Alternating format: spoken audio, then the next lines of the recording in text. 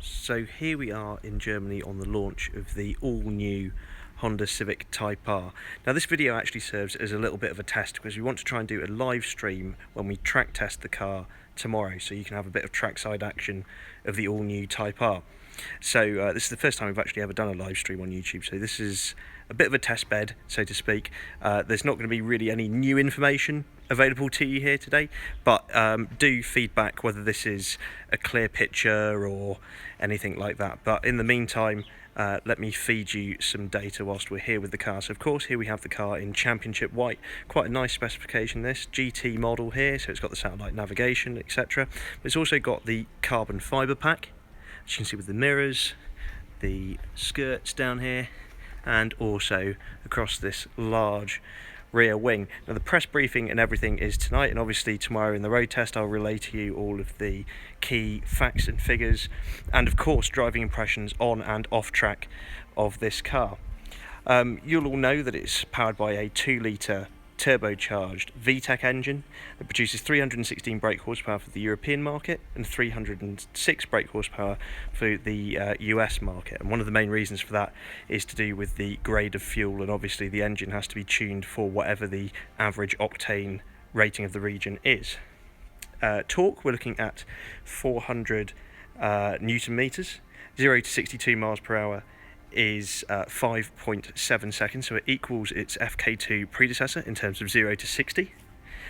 Top speed actually does surpass the previous car, so that's 169 miles per hour on here. Sorry for that slight delay there, people keep messaging me whilst I'm trying to do this live stream. So Nurburgring lap time, lots of people have been asking about this.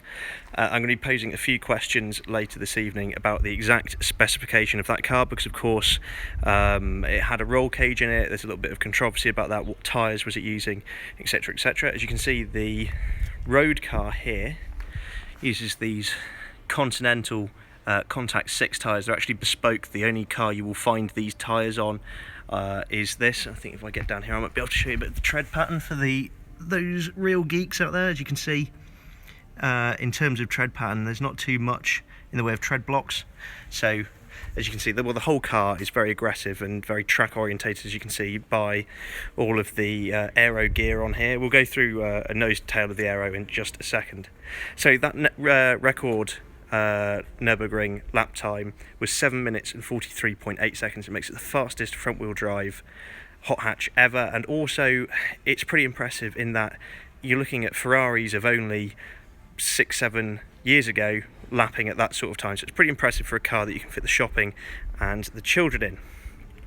Obviously there's 3 drive modes: Comfort, Sport and Plus R, adjusting things such as the torque mapping, which is quite a big thing that you'll feel when you're driving, throttle response, and the steering weighting. You'll also find the new 10th generation Civic has independent rear suspension for the first time. And this is going to help because the previous Civic, if you really stamped on those big old Brembo brakes, was a bit squirrely under braking. So this is going to help with stability at braking and of course high speed handling. Speaking of brakes, let's go and have a look at these. Now these are 350mm drilled ventilated brakes here by Brembo, and at the back we've got solid discs of 305mm, which again, those rear ones are definitely bigger than the last ones, so we're expecting increased braking performance. The overall car is wider and lower and longer than its predecessor. Now people asking about the interior of the car and popping the bonnet, that may be an option later. I don't currently have the keys to this one at the moment. We've literally just landed from the airport, fought through the traffic, arrived in Dresden, which is, we've got this lovely hotel that we're at the moment, and there just happened to be a car here, and I thought it was a good opportunity to test the live streaming. So that's all this is really, is a test to see how well this works. Thank you for those of you who have put feedback in at the comments. A little bit shaky, I did see. Does it have shopping bag hooks in the boot? Well, I'll tell you what, we will be doing our boot shots and things of the car tomorrow. I can definitely answer that question in the road test for you. Let's have a quick look at that aero in detail. So obviously with the carbon pack even, we get the carbon front splitter. Detailing to that's actually really nice. Lots of intricate aero tweaks to this car. A couple of spiders there, actually. You can see a lot of where the air is going to channel in to cool the brakes here a lot of ducting that comes in here. And then lots of people ask what these big slashes are down the side of the car. I don't know whether you can quite see in there. But basically it's to alleviate the air pressure that builds up in under the front wing. And obviously settle the car back down. Carbon fibre skirting to this car as well, all the way to the rear. Somebody asking to have a look at the rear. Well, we're just going to go there because there's a lot of interesting aero stuff there too. Obviously, the rear wing is a very big talking point. It's quite leery. Yes, somebody's just commented, yes, it is only 2 seats in the back. Are the spiders optional? I'm sure Honda, if you were to put a deposit down today, could sort you out with a couple of spiders. So, about the rear wing, sorry, that's where I was. So you can see these great big air fences here. All of this is quite integral. None of this is just one independent part of the car. So if we look up here, these are called vortex generators, and they control the vortices that come off the side of the car, which in turn links up to the aerodynamic profile of the rear wing. So these big fences here help tidy up the airflow at the back, and if you look at the shape of the wing here, it's quite an intricate thing. It's not just a flat plane, it bows at the middle. You've got to remember the air flows down here. Various vacuums and things have formed here, as well as the overall downforce. Now, lots of people have asked, why does a car that's front-wheel drive require downforce at the rear?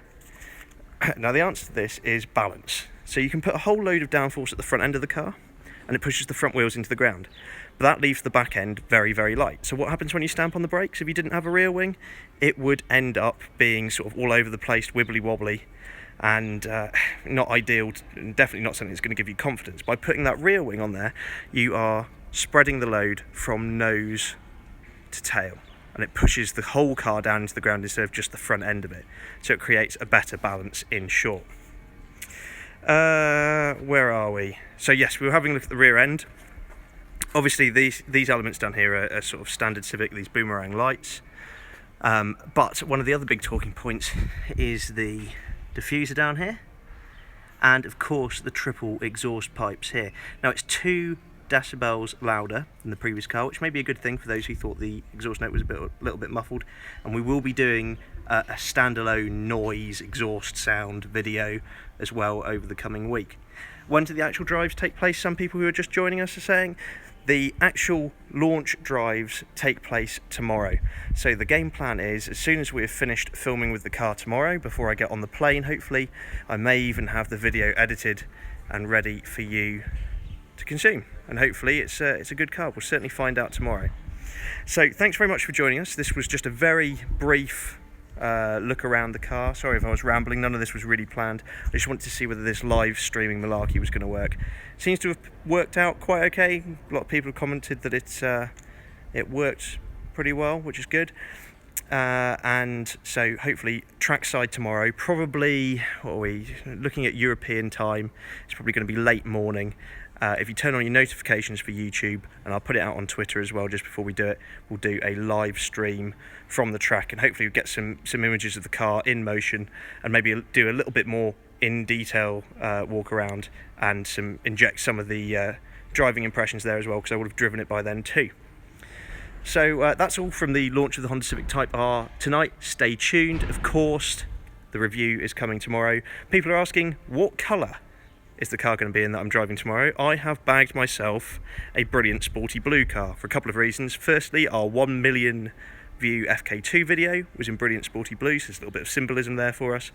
And also, a lot of what we've seen at the moment is white and red cars, and so the blue is definitely something to explore on camera tomorrow.